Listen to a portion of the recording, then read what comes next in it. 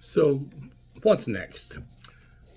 I'm Perry Gousset, and the next part of this is getting out of debt.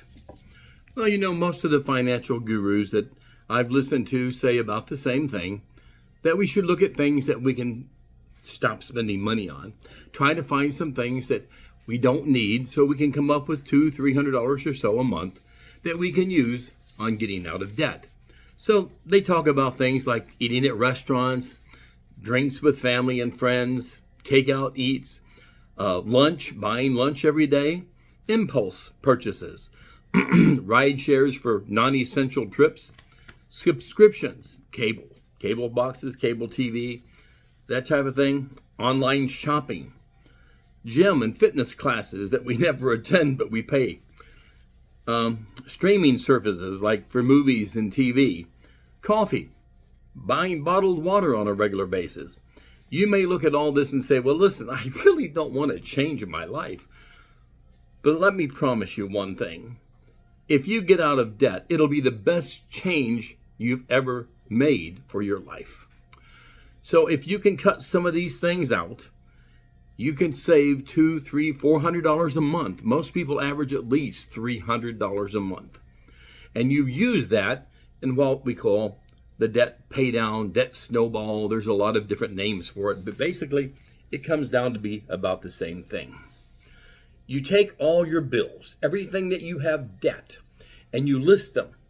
You list the one that you have the smallest balance first, and then the next one, and so on, until you get to the bottom where you owe the most.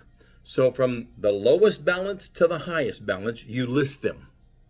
You take that $300 a month that you just saved, and you add it to the payment of the one that's got the lowest balance. And you pay that one off first.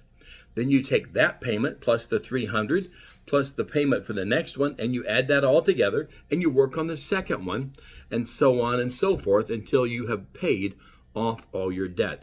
They're saying that the average person can be out of debt, including their home and cars and everything, in 5 to 7 years. Well, that's fantastic. But is there anything else we can do?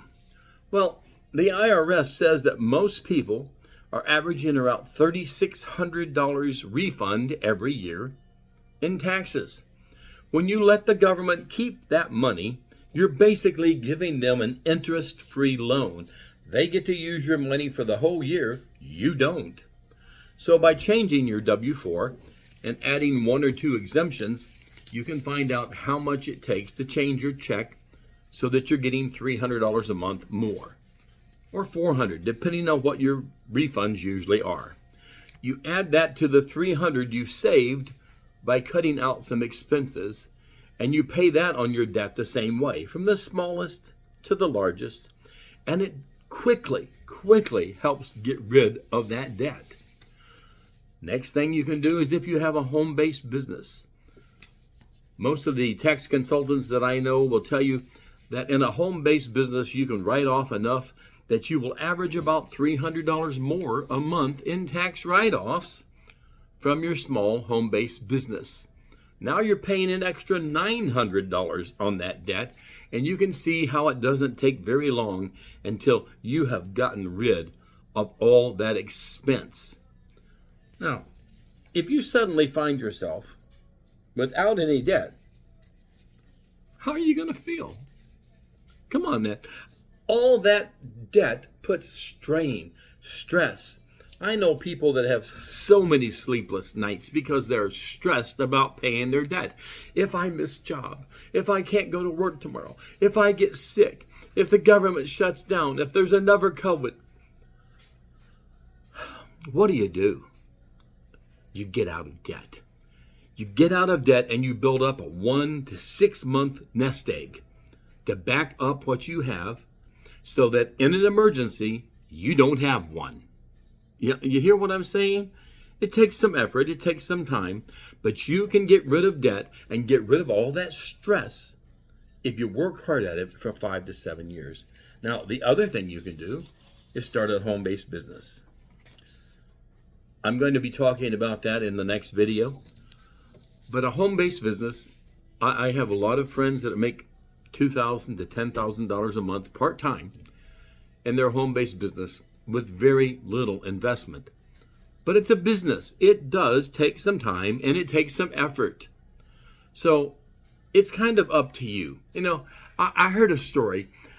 When I was selling insurance, a guy told me a story about an insurance agent that talked to a farmer sitting on his porch out in Kentucky or someplace on a nice summer day. And he was sitting there talking about insurance. And every so often, about every 3 to 4 minutes, this old hound dog sitting next to the guy would raise up his head and he'd just howl, just whine and howl. After about 5 or 6 times, the salesman said to the farmer, "What is wrong with your dog?" And the farmer says, "Well, shoot, for that's just old Blue. He's sitting on a nail, and when it bothers him enough, he'll get up off of it." I think that's the way a lot of America is. We howl, we moan, we groan, but we're not willing to get up off the nail to do something about it. If you're ready to do something about it, if you're ready to get out of debt, if you're ready to change your life, you know from the other videos, God wants you to have an abundance. Let's do something about it. Get rid of the things that you don't have to have. Cut back. Look for ways to reduce your monthly bills. Then look for ways to earn some extra income. Apply that to your debt. Get out of debt. Start investing and saving for the future, and change your life.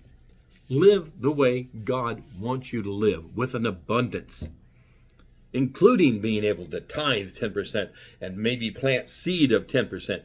Doing something every time God asks you to give, you can give because you've got the money. And He will continue to bless you.